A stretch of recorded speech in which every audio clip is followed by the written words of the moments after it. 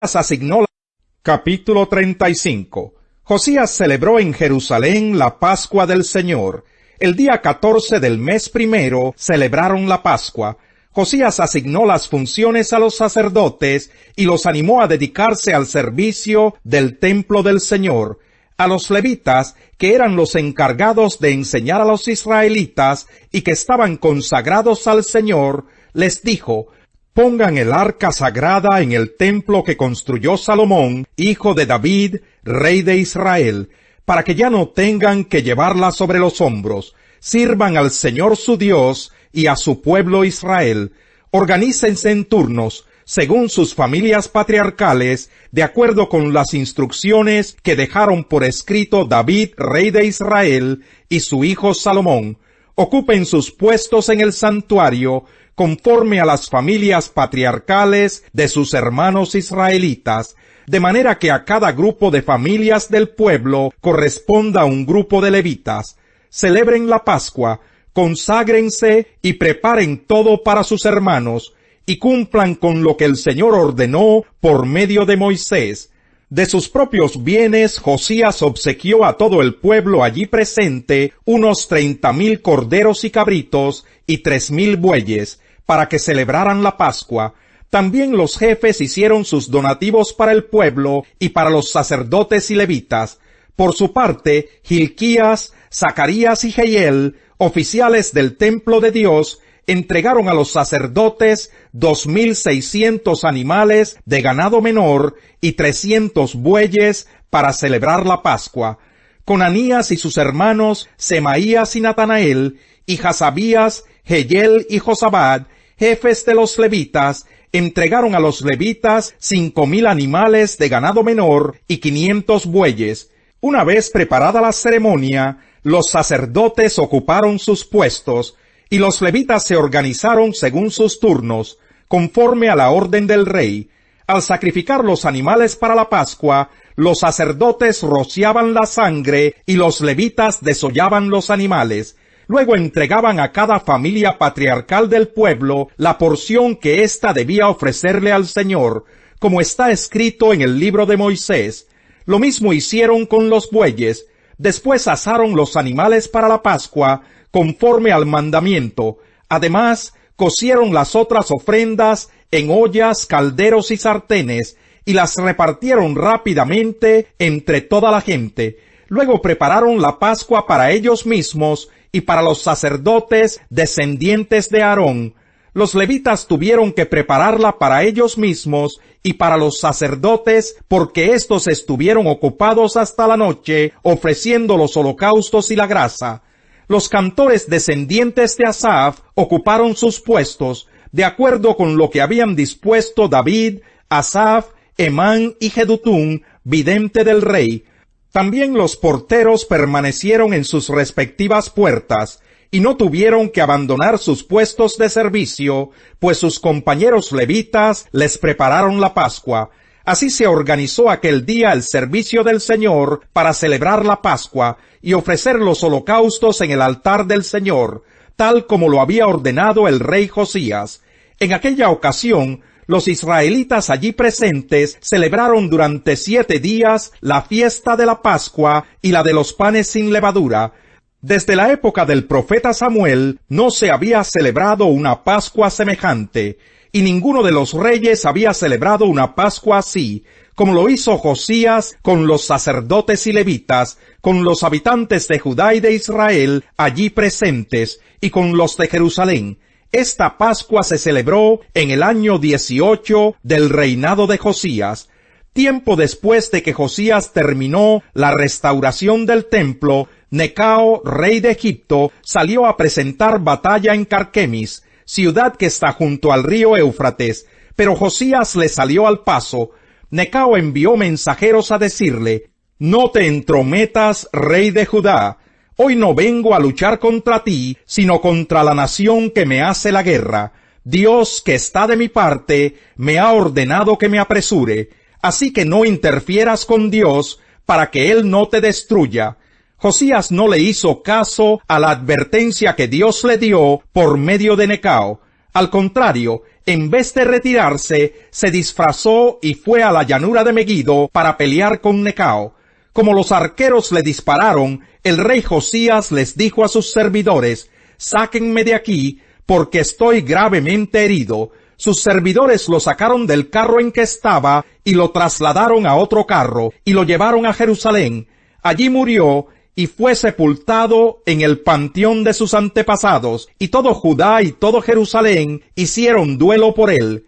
Jeremías compuso un lamento por la muerte de Josías.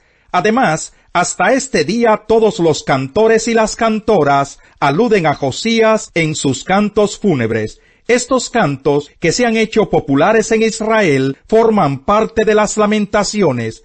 Los demás acontecimientos del reinado de Josías, sus actos piadosos, acordes con la ley del Señor, y sus hechos, desde el primero hasta el último, están escritos en el libro de los reyes de Israel y de Judá. Capítulo 36. Entonces el pueblo tomó a Joacás, hijo de Josías, y lo proclamó rey en Jerusalén, en lugar de su padre. Joacás tenía 23 años cuando ascendió al trono, y reinó en Jerusalén 3 meses. Sin embargo, el rey de Egipto lo quitó del trono para que no reinara en Jerusalén, y le impuso al país un tributo de 100 barras de plata y 1 barra de oro. Luego hizo reinar sobre Judá y Jerusalén a Eliaquín, hermano de Joacás, y le dio el nombre de Joacim. En cuanto a Joacás, Necao se lo llevó a Egipto. Joacim tenía 25 años cuando ascendió al trono, y reinó en Jerusalén 11 años, pero hizo lo que ofende al Señor su Dios. Por eso Nabucodonosor, rey de Babilonia, marchó contra Joacim y lo llevó a Babilonia, sujeto con cadenas de bronce. Además, Nabucodonosor se llevó a Babilonia los utensilios del templo del Señor y los puso en su templo en Babilonia. Los demás acontecimientos del reinado de Joacim y sus pecados y todo cuanto le sucedió están escritos en el libro de los reyes de Israel y de Judá. Y su hijo Joaquín lo sucedió en el trono. Joaquín tenía 18 años cuando ascendió al trono, y reinó en Jerusalén 3 meses y 10 días, pero hizo lo que ofende al Señor. Por eso, a comienzos del año, el rey Nabucodonosor mandó que lo llevaran a Babilonia, junto con los utensilios más valiosos del templo del Señor, e hizo reinar sobre Judá y Jerusalén a Sedequías, pariente de Joaquín. Sedequías tenía 21 años cuando ascendió al trono, y reinó en Jerusalén 11 años, pero hizo lo que ofende al Señor su Dios. No se humilló ante el profeta Jeremías, que hablaba en nombre del Señor, y además se rebeló contra el rey Nabucodonosor, a quien había jurado lealtad. Sedequías fue terco, y en su obstinación no quiso volverse al Señor Dios de Israel. También los jefes de los sacerdotes y el pueblo aumentaron su maldad, pues siguieron las prácticas detestables de los países vecinos, y contaminaron el templo que el Señor había consagrado para sí en Jerusalén. Por amor a su pueblo y al lugar donde habita, el Señor Dios de sus antepasados con frecuencia les enviaba advertencias por medio de sus mensajeros. Pero ellos se burlaban de los mensajeros de Dios, tenían en poco sus palabras y se mofaban de sus profetas. Por fin el Señor desató su ira contra el pueblo y ya no hubo remedio. Entonces el Señor envió contra ellos al rey de los babilonios, quien dentro del mismo templo mató a espada a los jóvenes, y no tuvo compasión de jóvenes, ni de doncellas, ni de adultos, ni de ancianos. A todos se los entregó Dios en sus manos. Todos los utensilios del templo de Dios, grandes y pequeños, más los tesoros del templo y los del rey y de sus oficiales, fueron llevados a Babilonia. Incendiaron el templo de Dios, derribaron la muralla de Jerusalén, prendieron fuego a sus palacios y destruyeron todos los objetos de valor que allí había. A los que se salvaron de la muerte, el rey se los llevó a Babilonia, y fueron esclavos suyos y de sus hijos hasta el establecimiento del reino persa. De este modo se cumplió la palabra que el Señor había pronunciado por medio de Jeremías. La tierra disfrutó de su descanso sabático todo el tiempo que estuvo desolada, hasta que se cumplieron 70 años.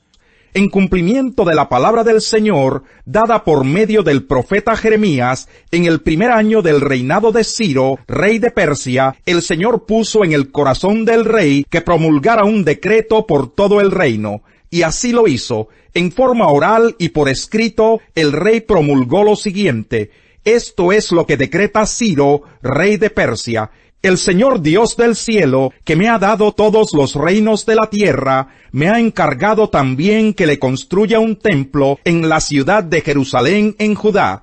Por tanto, cualquiera que pertenezca a ese pueblo, que se vaya y que el Señor su Dios lo acompañe.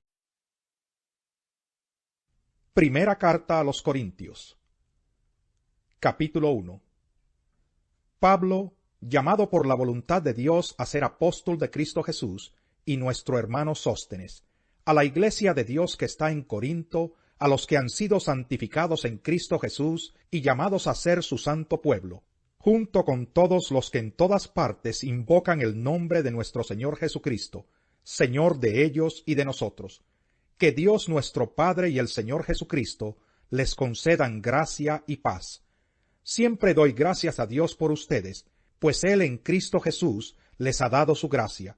Unidos a Cristo ustedes se han llenado de toda riqueza, tanto en palabra como en conocimiento.